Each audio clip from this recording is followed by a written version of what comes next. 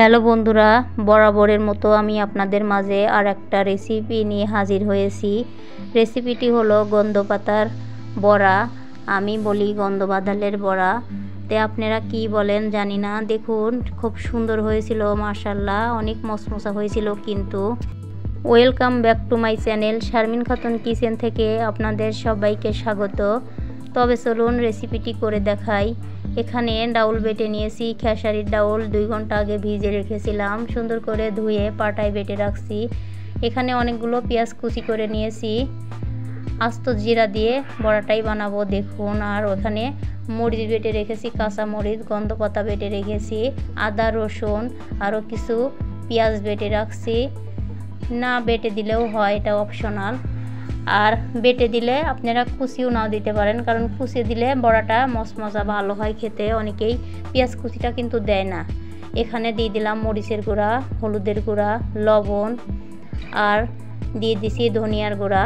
এগুলো দিয়েও সুন্দর করে হাতের সাহায্যে একটু ভালো করে মেখে নেব, কারণ পেঁয়াজটা আমার কাটতে বড় বড় হয়ে গেছিলো। আমি জানি না যে পেঁয়াজ দেব, আমি পেঁয়াজ বেটেই দিতে চাইছিলাম, পরে দেখলাম যে হচ্ছে পেঁয়াজ কুচি দিলে বড়াটা সুন্দর হয়। এমনি যেমন পেঁয়াজও করতে পেঁয়াজ বেশি দিলে ভালো হয়। তারপরে এর ভিতর কিছু ময়দা দিয়ে দেবো, আপনারা বেসন দিতে পারেন। আমার কাছে বেসন ছিল না, তাই আমি ময়দা দিয়ে দেব। এখন ডাউলগুলো দিয়ে সুন্দর করে আবারও মাখাবো। মাখানোর পরে এর ভিতর আমি দিয়ে দেবো ময়দা। আপনারা বেসন দিতে পারেন, আমার কাছে বেসন ছিল না, তাই আমি ময়দা দিয়ে দিলাম। দেখুন ময়দাটা দিয়ে দিয়েছি। এখন সুন্দর করে আবারও মাখাবো। মাখানোর পরে আমি আপনাদের ভেজে দেখাবো। ব্যাক ক্যামেরায় একটা কড়াই আগে থেকে বসে রেখেছি, কড়াইয়ে তেল বসিয়ে দিয়েছি, চুলাটা অল্প আঁচে দিয়ে রেখেছি।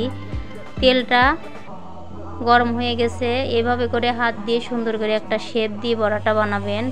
ছোট ছোট করে যদি বড়াটা বানান, ভিতরে কাঁচাই থাকবে, এই জন্য এভাবে সুন্দর করে একটা শেপ দিয়ে রাখবেন। এভাবে করেই বানাবেন। অনেকেই কিন্তু শেপটা আগেই দিয়ে রাখে, আমি প্রথম থেকেই শেপটা দিয়ে রাখছিলাম। এভাবে উল্টে পাল্টে করে দেখুন মাশাআল্লাহ সুন্দর একটা কালার আসছে। আমি উল্টে দিলাম। এখন আবারও নাড়াচাড়া করে বড়াটা। আর আমি আপনাদের মাঝে আর একটা কথা বলি, আমার চ্যানেলটা কিন্তু মনি হয়ে গেছে।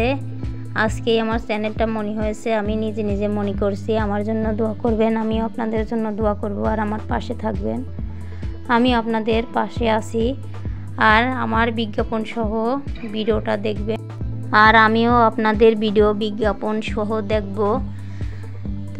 দেখুন এভাবে করে সম্পূর্ণ বড়াগুলো ভেজে নিলাম, আর অল্প কয়টা ছিল সেগুলোও ভেজে নিলাম। খুবই সুন্দর হয়েছিল, কিন্তু কালারটা যেমন দেখতে সুন্দর, খেতেও কিন্তু দুর্দান্ত স্বাদ হয়েছিল। ভাতের সাথে তো, গরম ভাতের সাথে খুব মজা লাগে।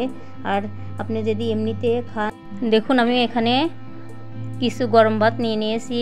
অনেকেই কিন্তু এভাবে খেয়ে দেখায়, আমি কোনোদিনও আপনাদের খেয়ে দেখাইনি। আজকে আমি আপনাদের খেয়ে দেখাচ্ছি, খুব মজা লাগে কিন্তু গরম ভাতের সাথে লবণ দিয়ে এইভাবে খাবেন। যারা খাইছেন তারা তো মজাটা বোঝেন, আর যারা খান নাই তারা জানেন না, এভাবে খাবেন।